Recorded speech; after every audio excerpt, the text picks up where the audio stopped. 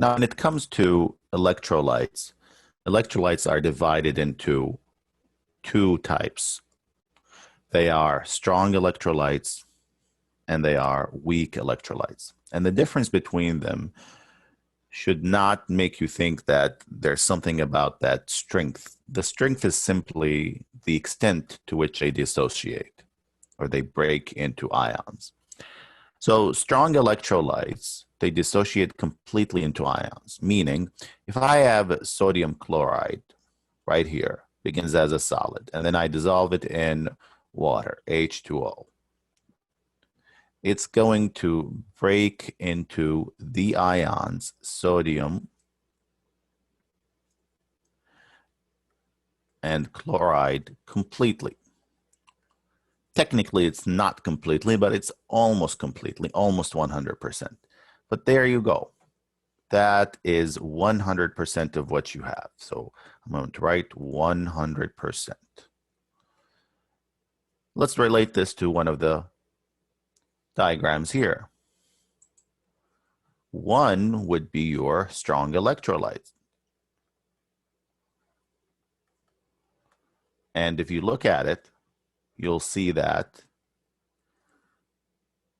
the substance is completely in the ionic form. So look at it. You have only positive and negative. That can only indicate that you have sodium and chloride in this case. So look at the solution. It's completely in the ionic form, divided into ions. So another example would be hydrochloric acid. It's considered a strong acid because it's a strong electrolyte. It completely dissociate into hydrogen and chloride. So again, this applies to this diagram. So we'll say image 1.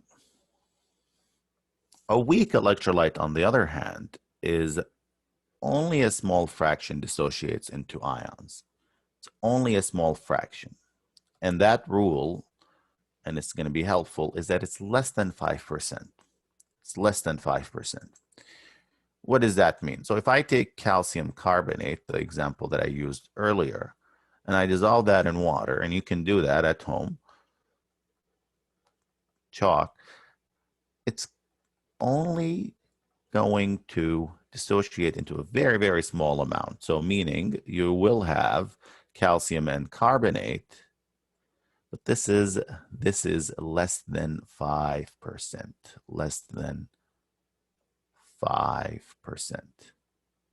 5%. So an example is this right here.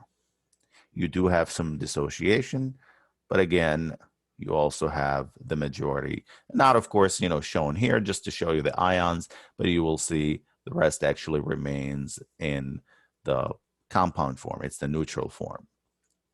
That is why it's called a weak electrolyte, a weak electrolyte.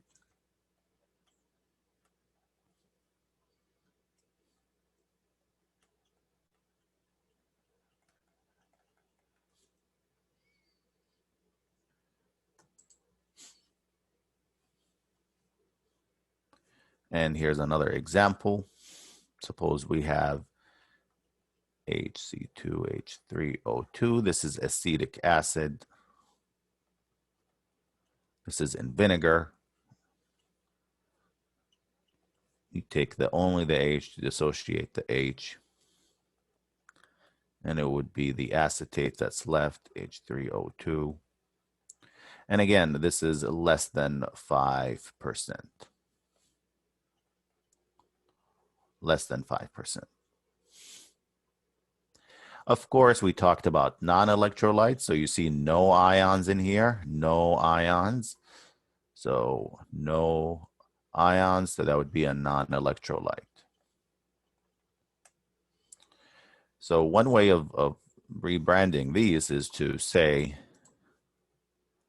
all ions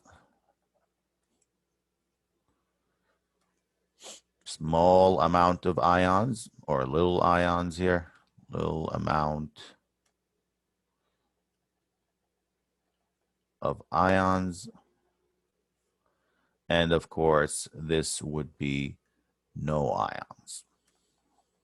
Now, you should make a prediction about whether these conduct electricity or not, to what extent. So if you were to pause and just think about this, would this conduct electricity?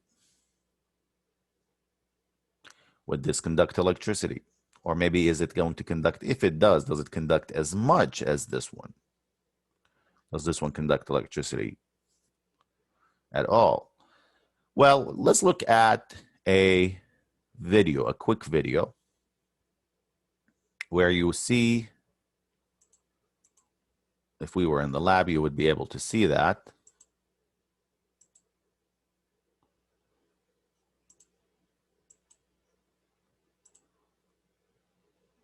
Right here. So this instructor here is about to show you the strong electrolyte, and here's the electric circuit, and you will be able to see if the light comes on. So let's see. And see if anything changes as a result of this. Very bright. Okay, now you can see that light bulb is even brighter than it was before. It was a little bit dimly lit before. Now with more ions in there, I'm getting an even brighter light. So it's very bright with the salt solution, the strong electrolyte. So let's go now to the weak electrolyte. And you have to look very carefully at this one. Now, like I said, this is a higher concentration. There's more stuff dissolved in that water than there was in the sodium chloride example. The first one, it really brightly. So even if you put more, if you see over here. Remember what we said, though, is that how much electricity flows through there is dependent upon the number of ions that you have in that solution. So you saw that it's very, very dim. Now let's look at an example where you have a non-electrolyte. So this is sugar solution simply. So a good amount of that is dissolved in there. Still see some of it swirling around at the bottom. But unlike with the sodium chloride example, the sucrose, the sugar, is not lighting the light bulb. There's nothing. So this is a good way of having evidence for you to understand how the ions conduct electricity, of course, based on weak and strong electrolytes.